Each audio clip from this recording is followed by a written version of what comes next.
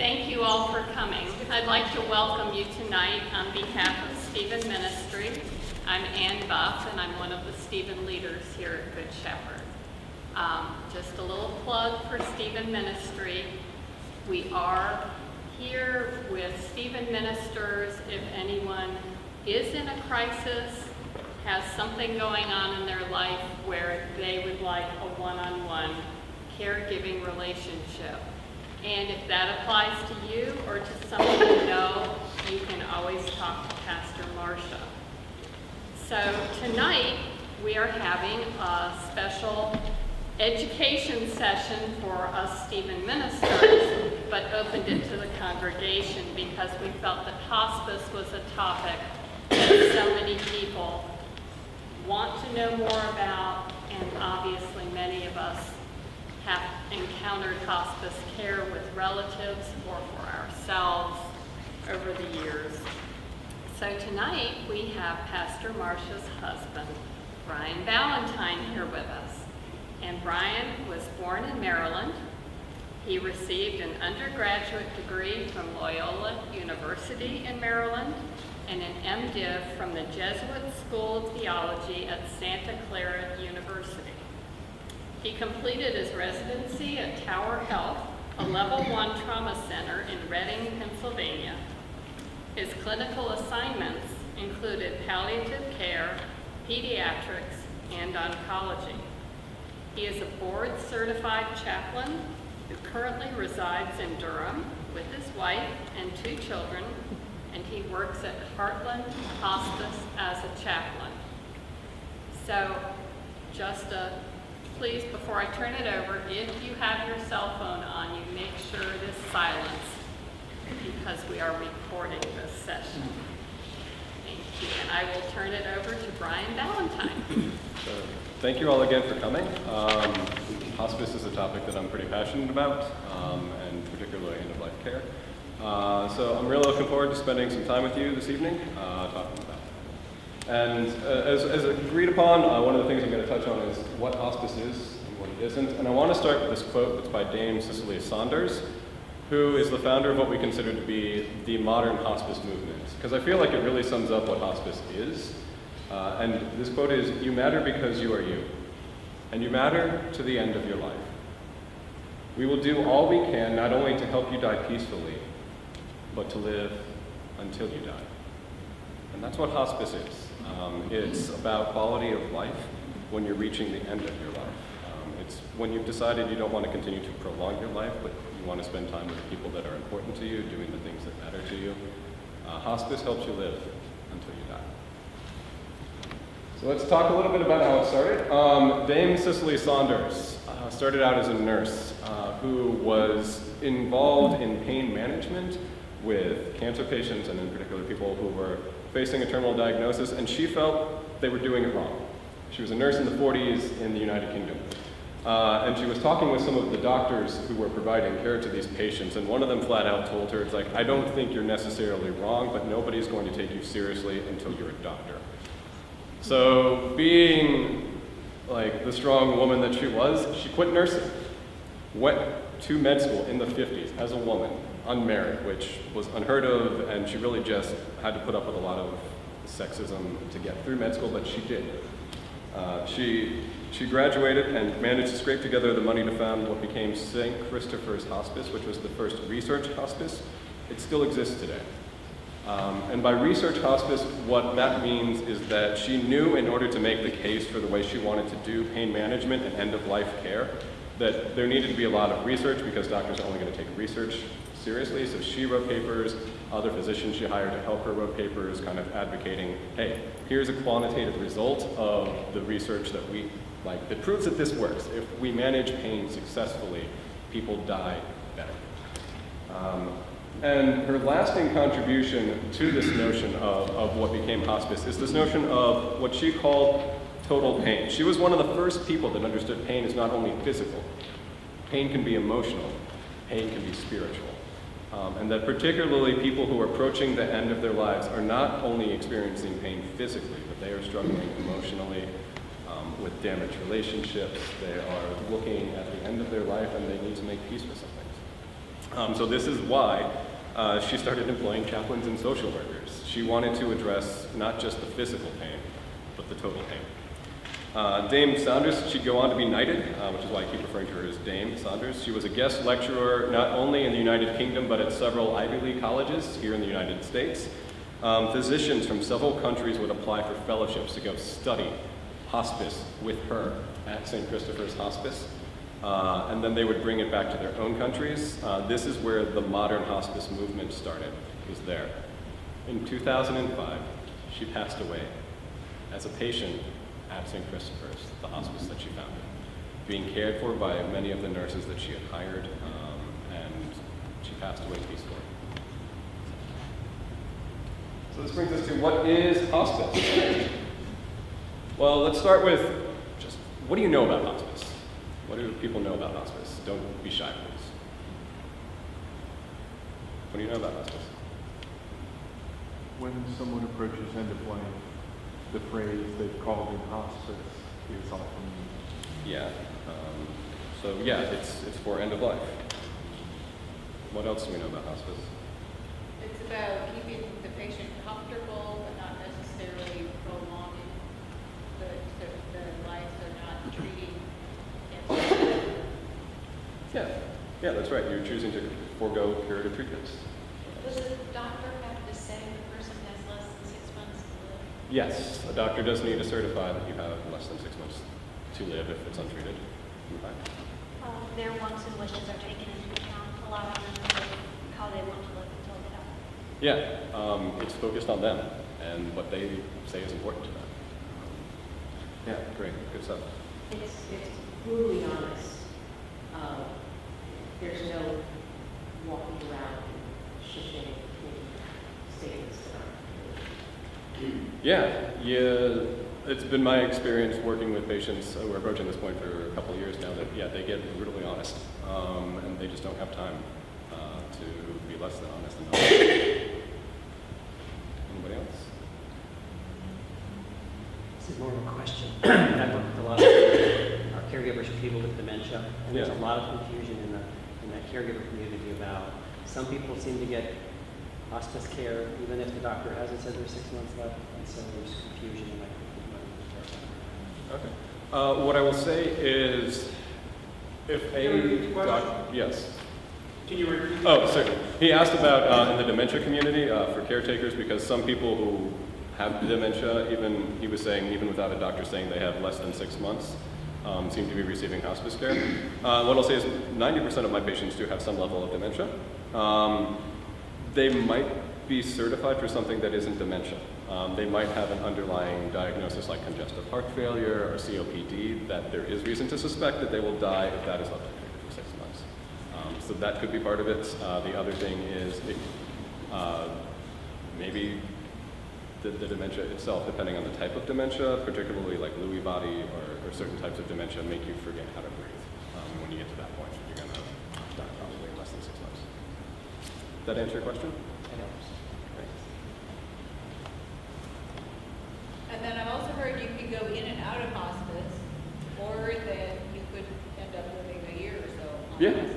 you can graduate from hospice. It is not unheard of. That frequently, once you start stop chasing numbers and focus on living your best life, you start to recover and you start living more. And sometimes some of this stuff stops affecting you as much. There are patients in our hospice agency that have been patients with us for 2 years. As long as every 3 months we can justify, no, this disease is still affecting them. They are still benefiting from the care we're providing. Medicaid continues to fund it. But yeah, patients can stay on hospice for a year, 2 years. At around the 2-year mark, the government does get a little testy and wants some real clear proof that this is still needed and required for their care. But yeah. Something else, you can travel with hospice. If you are receiving hospice care here and you want to go on vacation to the Outer Banks, we will contact a hospice agency in the Outer Banks to ensure smooth continuation of care. Hospice patients go on vacation. Hospice patients live their lives. They don't just stay at home waiting to die. It's that thing. We're helping you live until you die. Yeah. some hospice patients are treated in their house, and some are at a facility. How would they get into a facility, I guess? A lot of it depends on how much care with and assistance with their daily living practices that they need. What I'll say is my agency, about 2/3 of the patients receive hospice care in home, but a solid 33 to 40% of our patients are located in facilities. And it really just does come down to, are they capable of taking care of themselves? And if they are not, and if their family, for either financial reasons or like working several jobs, are unable to take care of them in the home, then they are typically located in a facility where they get some of that daily stuff. Yeah. What kind of role do they have in coordinating, like if calling a nurse or calling a doctor or calling the family or At a facility or at home, even, at home? at home more? So what we tell patients who get admitted is you can still go to the emergency room if you want, but you need to call us first.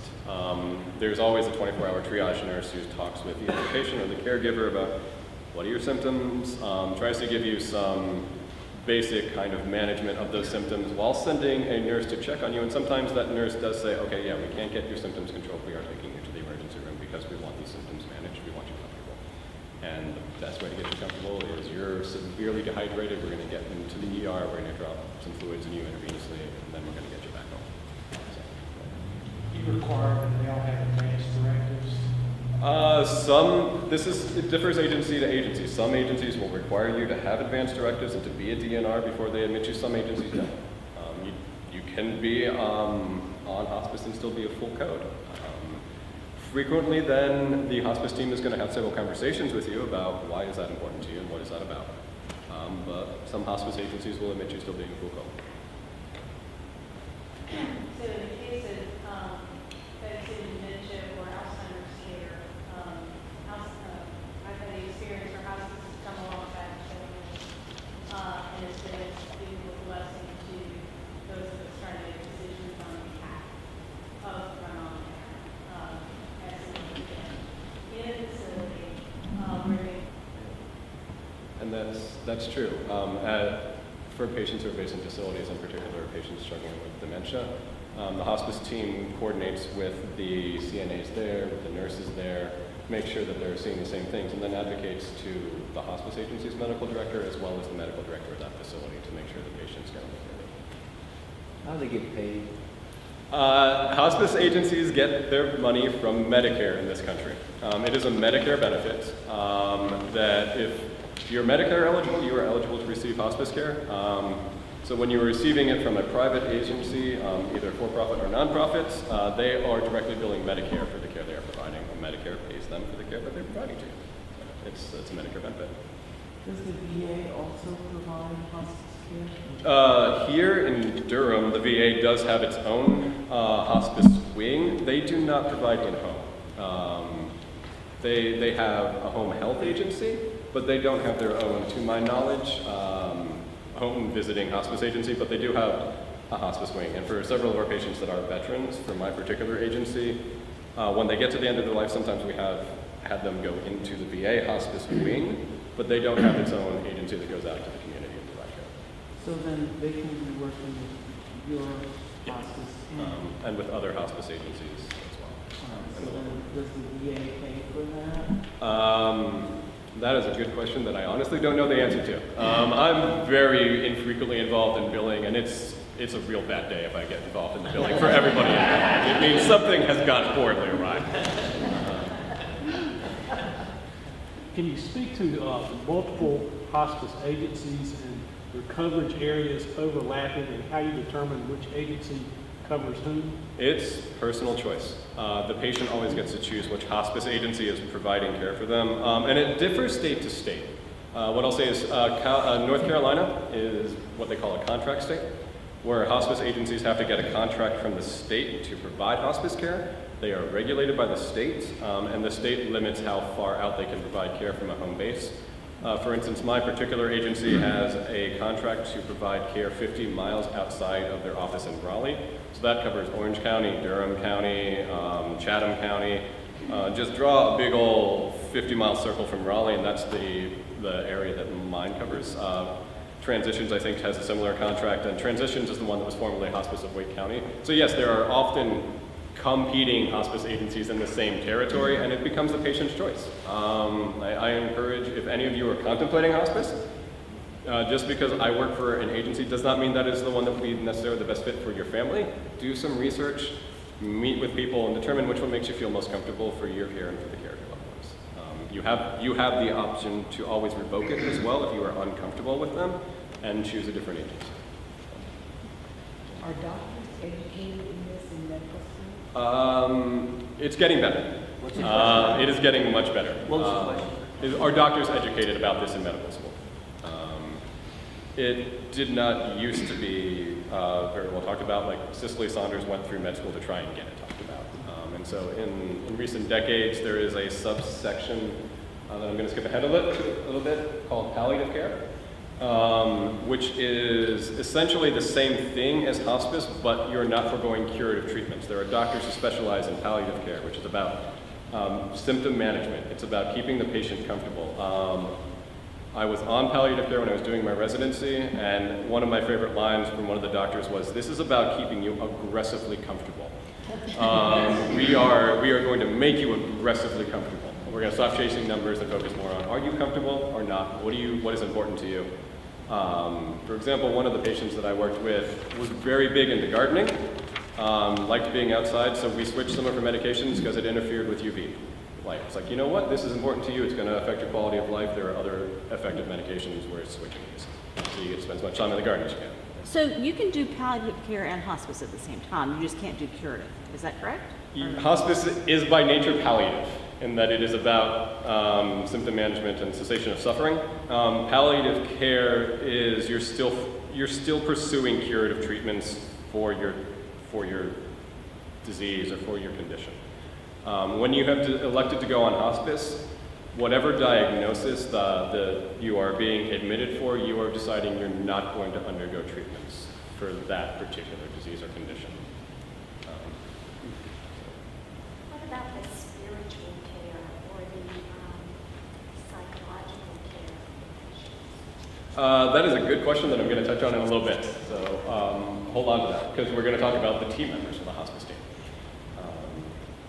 What's the difference between the agencies? I mean, I would assume they're doing pretty much the same thing. Well, let me jump ahead, because that'll touch on that. So a hospice, as I mentioned, is a Medicare benefits. I talked about 6 months to live. You're stopping treatment for the condition. So this is the team. So all hospice agencies have to provide these disciplines. That when you're on hospice, you have the ability to receive care from a nurse, from a nurse's aide, from a spiritual care coordinator or chaplain, from a social worker, and then a volunteer. You have the option to have all of these people come into your own home or your facility, or you can limit it to just the nurse. But you have the right, if you are on hospice, to receive all of these disciplines. Some agencies offer other supportive services like massage therapy or music therapy, which is, again, do your research. Figure out which one makes the most sense for you. They're all providing roughly the same type of care, but it's about you feeling comfortable with that agency, with the people you meet from that agency to come into your home. How does that all fit with the family of the person receiving the care? It seems to me there could be some conflicts between what the family wants versus what the patient wants versus... And the care team frequently gets split by the family. So the care team frequently has to negotiate advocating for the patient to the family sometimes. Where if the patient has clearly laid out an advance directive saying, I do not want to be resuscitated, and their heart stops, and a daughter wants to call 911, if the nurse is there, the nurse is going to advocate, no, your mom signed this thing. It's time to let her go. Ultimately, we cannot physically take the phone from the daughter and prevent her from calling 911. But when the EMS shows up, we're going to show them the goldenrod or the Mohs form saying, no, she's a DNR. You got to let her go. I have a question going back to who can receive hospice. Yeah. You keep saying it's a Medicare benefit. What if it's a younger person? If it is a younger person, as long as there's a doctor certifying that your condition will kill you if left untreated within 6 months, and you're willing to forego treatments, as long as you meet those two conditions, you can still receive hospice. Depending on your age, certain hospice agencies will not do pediatric hospice, but other agencies will. My particular agency does not do pediatric hospice. We will only treat you if you're 18 or older. But if you meet those two conditions, even if you're not Medicare eligible, frequently insurance will then pick up. It's like, okay, you're getting the hospice benefit, private insurance. That starts going on. What if they don't have insurance? Some agencies will take on charity cases in that case, if you're eligible. So. There's also, let's skip ahead to this, because that then becomes the social worker's job, is to help you cover it.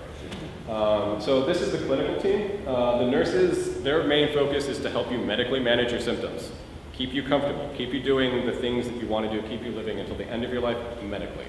When a nurse comes to your house, the first time they're going to do an evaluation, figure out how many times they need to see you in a given week.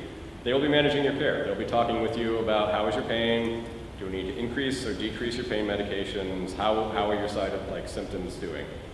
It's going to be a lot of questions about that. They will be checking your vitals. They're not so concerned about some of that. It's more because they need to continue to show to Medicare that you are physically declining from your disease. That's why they're taking these measurements, to show and to document, they're still hospice eligible. They still deserve this care. The nurse's aide will help you with daily living activities, particularly the caretakers. If a patient is so weak they can't really shower themselves, an aide would come in and provide assistance with showering, assistance with getting dressed, assistance with just kind of getting you up and moving during the day. They'll help change sheets or bedding, things like that. The CNAs are great.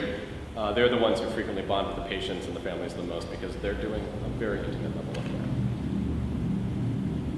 And then on the supportive services, we have social workers.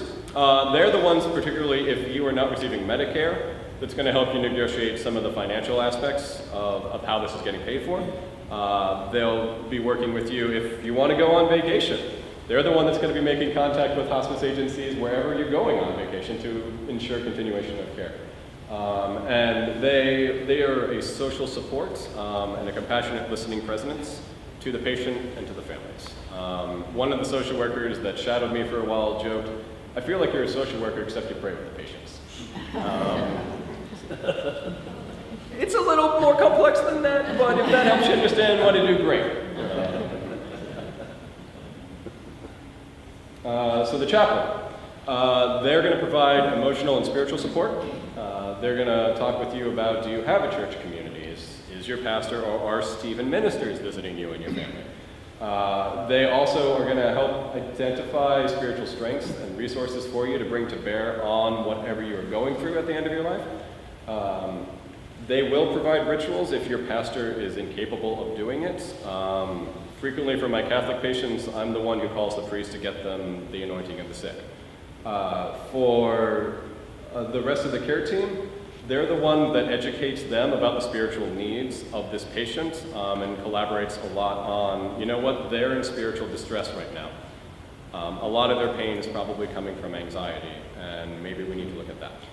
Additionally, one of the things I picked up in my years of doing this is, and I love sharing this, Muslim patients at the end of their lives want certain surahs or scriptures whispered in their ear.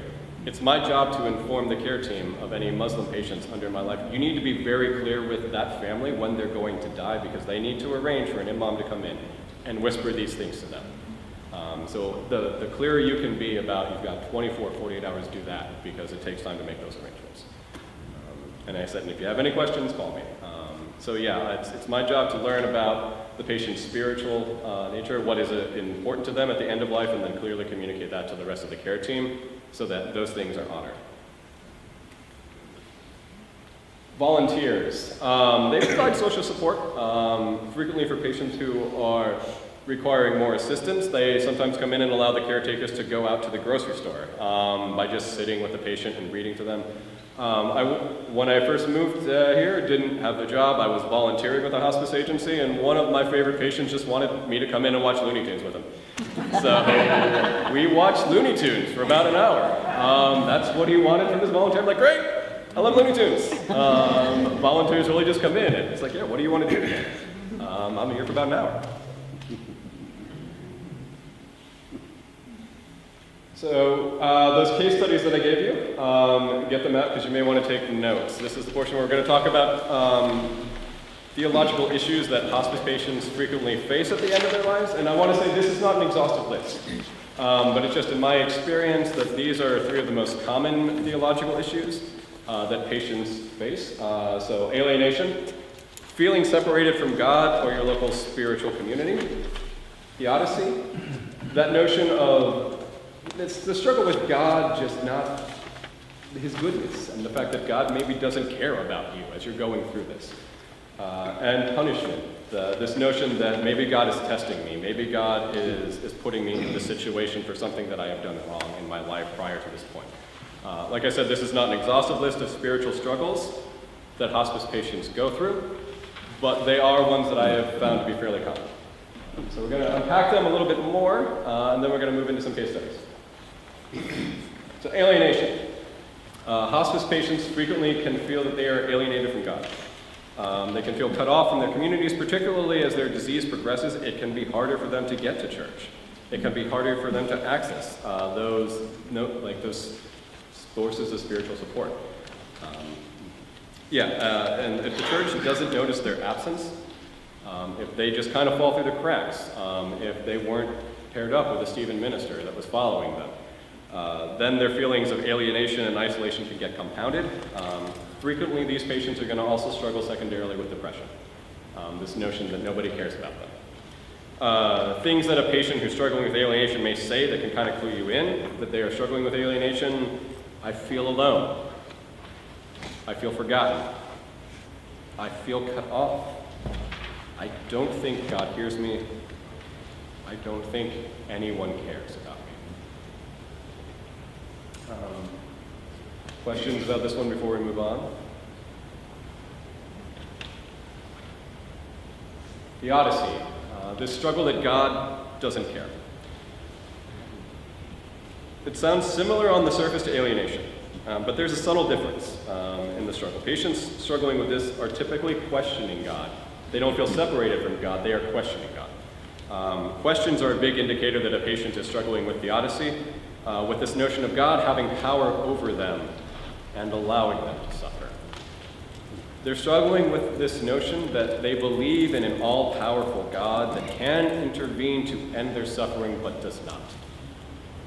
Secondary issues can lead to this notion of this disease as punishment, so that third issue we're talking about, sometimes they'll struggle with that. Or sometimes they'll just feel unworthy, that maybe there's a reason God isn't intervening in my care. Some things that they're going to say that may indicate that they're struggling with this indication of theodicy is, it's why questions. Why is this happening to me? Why isn't God answering my prayers? What did I do to deserve this? Or where is my miracle? Last issue, punishment. God is testing me. Hospice patients that are attempting to make meaning out of their disease and of their suffering and their impending deaths, sometimes they come to view their disease as punishment. Some things that a hospice patient may say that indicates this is their struggle. I deserve this. I know why this is happening to me. Bad things don't happen to good people. So, I'm going to do a quick recap here. I'm going to make you move. Here's how we're going to do this. So you all have the case studies. Can I have you count off by threes starting here? 1, 2, 3. Say one. 2, 3. 1, 2, 3, 1, 2. 2. Am I a 1? You're a one now. 1, 2, 3. 1, 2, 3. In the back. 1, 2, 3, 1, 2, 1.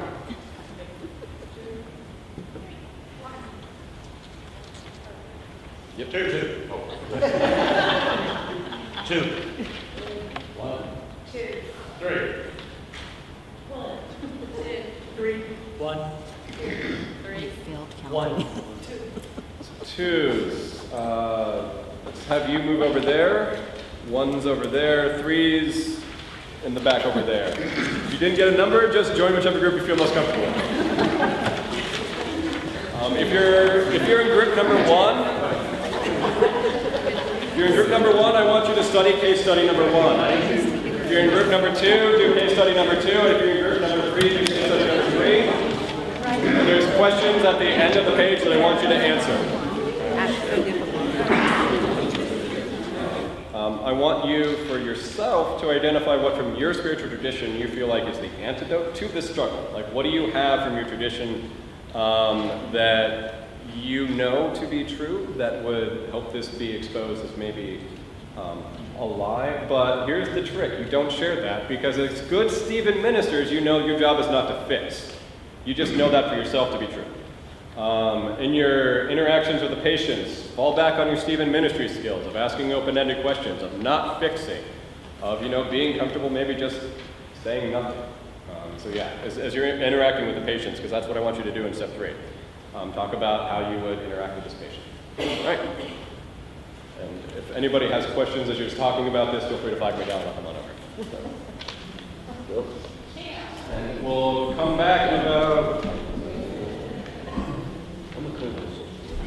We'll come back together in about 15 minutes and share, and then we'll do a little bit more Q&A. Your job. I'm here to listen.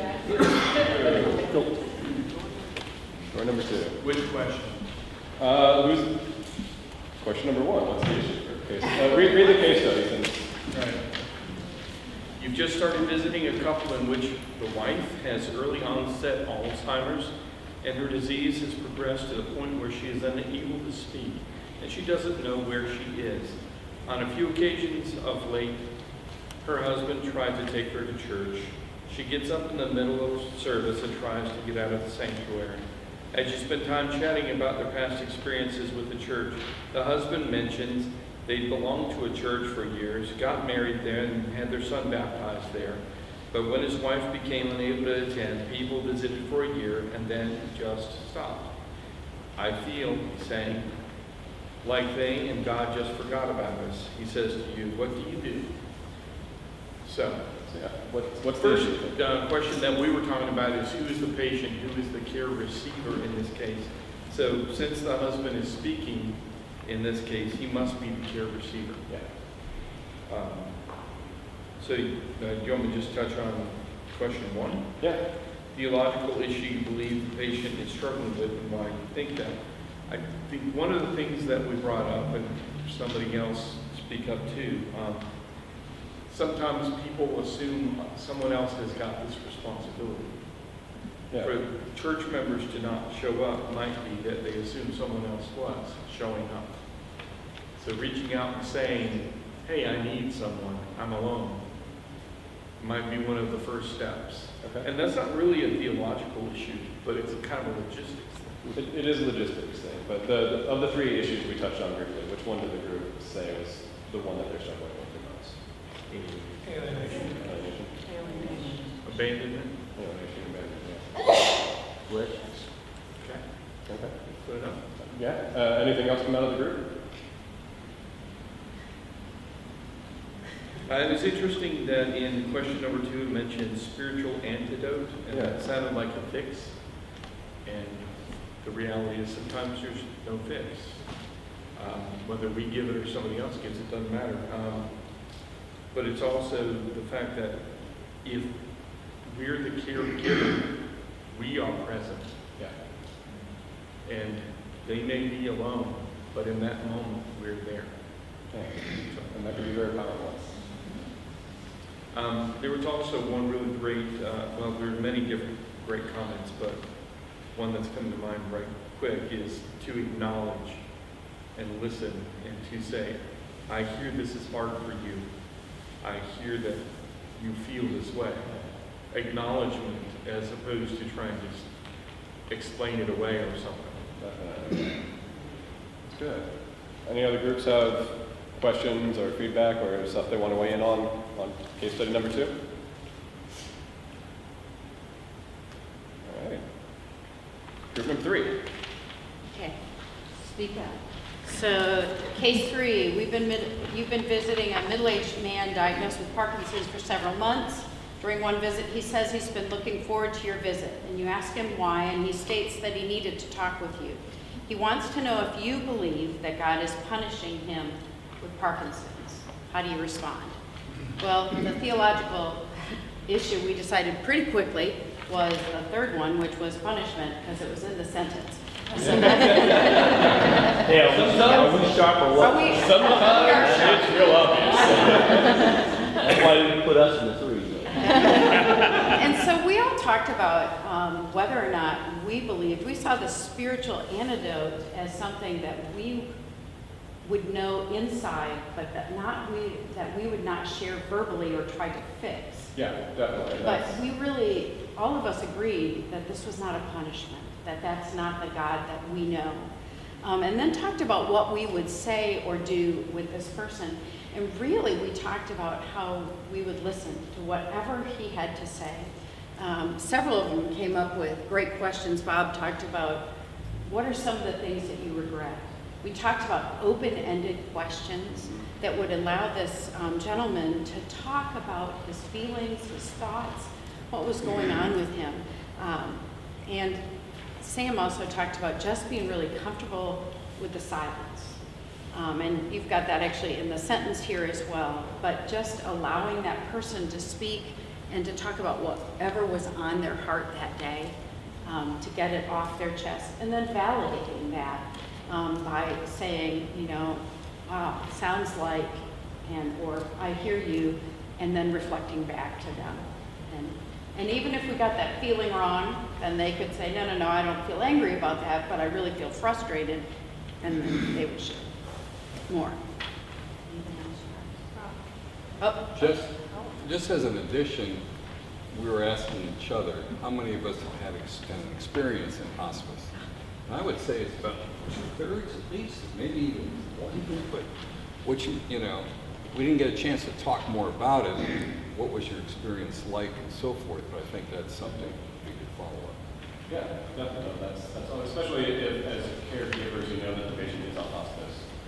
Asking what their experience would be a good place to start. The other thing I just thought of, I think in this case where it's punishment, there would be a point in time where if they couldn't let go of the guilt, let's say, it'd be time to turn it over to the chaplain.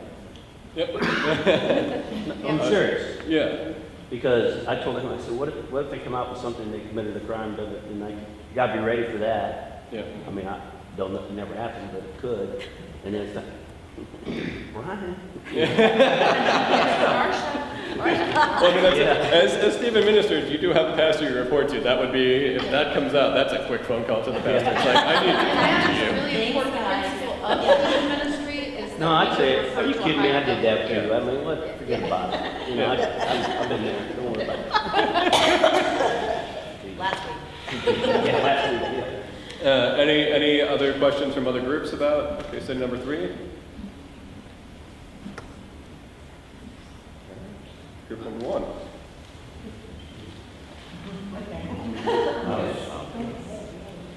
Okay, case study 1. You've been visiting with this woman, and I can't do that, but anyway, a month or 2 months. Wasn't sure what the crowd was going to be like. And she's becoming less verbal as her brain tumor begins limiting her vocabulary. As you are sitting, spending time with her, reading to her, and talking with her husband, he turns to you and says, "Last night, while we were praying, she was asking me why God is letting this happen. I told her that we may not always get the answers here, but I thought that maybe you have some words to share on that. What do you do?" Well, this could really fall under all 3. It depends. It could be alienation. This person feels alienated from God. It could be a theodicy issue. God doesn't care for me. It could be punishment because maybe they think I've done something in my past. Here I am. Why is God letting this happen to me? So it's a tough one. It is. And you don't want to get caught in a trap of trying to. It says I thought that maybe you would have some words to share. What we have to remember is that we are caregivers, we are not cure givers. And so we don't want to get into this business of saying what we believe, or that, God doesn't do this, or, what our own theological beliefs are. So the question becomes, what's the spiritual antidote? Well, I kind of laughingly said at one point, well, we just call Pastor Marsha a hurting. Because we don't know. Speed down. Because it's a very sticky situation to get into the business of trying to answer why God let this happen. Without trying, we cross the line away from being a caregiver into a cure giver at that point. But I think it's very important to ask open-ended questions, to ask the questions to understand why the person feels that way, and to really get to the root of their concern. Yeah. And to certainly have the opportunity to pray appropriately with this person. So it's a tough one. I think all these, after listening, they're all very difficult situations to be in. But the reality is, we don't have the answers that we would like to give. Because that's not our job. And sometimes there are no answers. There are no answers, yeah. Any questions? Yeah. Questions from other groups? This was great. You all did great work. Congratulations. Yeah. So in closing, I want to come back to that quote, because this is what hospice is about. And it is, you matter because you are you. You matter to the end of your life. We will do all we can to help you die peacefully and to live until you die. And that's hospice. From the words of the founders, Cicely Saunders. That's what hospice is. Questions? Yes? So in just generally, how many patients do you routinely care for? What's your question? Just how many patients do Brian and his team care for? It is different based on the disciplines. Each discipline has what they are considered to be a maximum caseload. That when the census gets too high, the census is too damn high, sometimes we say. We exceed our maximum caseloads until new help gets hired, and then we go back to standard caseload. My maximum caseload is supposed to be 50. The nurse's maximum caseload is supposed to be 15, because they are frequently seeing their patients more than once a week. I usually only see my patients once a month, because that's what Medicare requires. If I've assessed there's a greater need, then I'll be seeing them a couple times a month. The social workers typically have about 50 as well. Aides get a different caseload every day, because every patient that needs an aide visit that day, when they call in the morning, somebody might be sick, somebody's arm might be broken. Sometimes they'll end up seeing 10 patients. Just depends. Other questions? Yeah. Yeah, I've been thinking about how to ask this, but it has to do with the actual end-of-life care. Yeah. What are the things that the team would do for the actual end-of-life care? I'm talking about down to the end? Yeah. What the patient wants is the best answer. If what we always try and prepare family members for as it gets to that point is, we're all spiritual people in this room, and just about everybody that I work with is a spiritual person, so what they frequently will say, it's between them and their maker. They're going to go when they're ready and when their maker is ready for them, but we're seeing these signs that give us a medical indication that it's like in the next 24 to 72 hours. And we usually prep them. Some people don't want people around them. You may be in here, and you may get up to go to the bathroom, and you'll come back and they'll have passed, because that's what they wanted. They may be waiting for somebody to come in from out of town, and they'll hang on until that person gets there, and they'll maybe even rally and interact with that person a little bit to the extent that they can. And then when they've had that interaction that they were holding on for, then they pass. It's a holy thing.